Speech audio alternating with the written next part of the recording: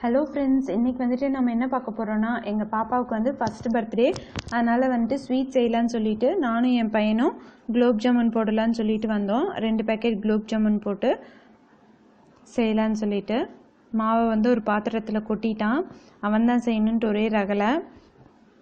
இப்போ கெட்டி இல்லாமல் நல்லா பெசரி விட்டுறான்.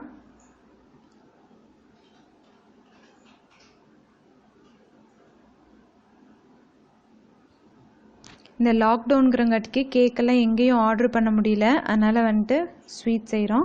இந்த டம்ளரில் 5 டம்ளர் சர்க்கரை எடுத்திருக்கேன். உங்களுக்கு வேணும்னா இன்னொரு டம்ளர் எக்ஸ்ட்ரா கூட போட்டுக்கலாம். கொஞ்சம் ஏலக்காய் தூள். நீங்கள் எந்த அளவுக்கு சர்க்கரை எடுக்கிறீங்களோ அதே அளவுக்கு ஈக்குவல் குவான்டிட்டியாக தண்ணி சேர்த்துக்கோங்க. இல்லைன்னா ரொம்ப திக்காக இருந்ததுன்னா பாகு மாதிரி சவுன்னு ஒட்டுற மாதிரி இருக்கும்.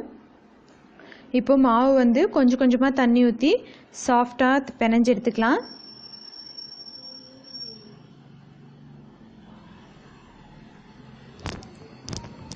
உங்களுக்கு வேணும்னா கொஞ்சம் ஒரு ட்ராப் நெய் கூட ஊற்றி பிசைஞ்சிக்கலாம்.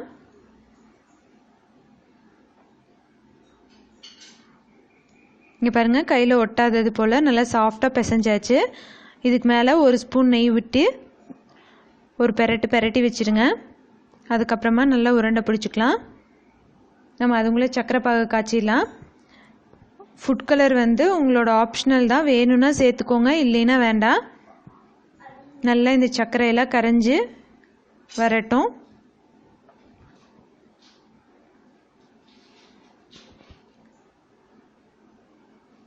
இந்த சக்கரை பாகு காயறங்குள்ள ஒரு 5 நிமிஷம் வந்துட்டு அந்த மாவு ஊறட்டும்.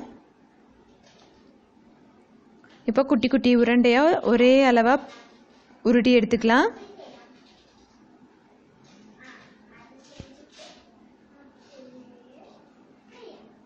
இதுக்கு வந்து எண்ணெய் ரொம்ப காஞ்சிடக்கூடாது, எண்ணெய் காயாமையும் இருக்கக்கூடாது. எல்லா உருண்டையும் உருட்டியாச்சு.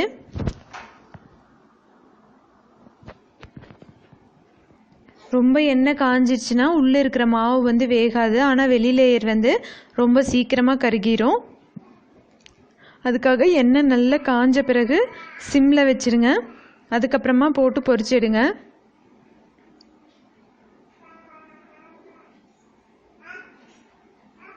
அவ்வளோதான், ரெடி ஆயிடுச்சு. இதே போல் எல்லா ஜாமுன்ஸையும் வந்து பொரிச்சு எடுத்து சக்கரை பாகில் போட்டுடலாம்.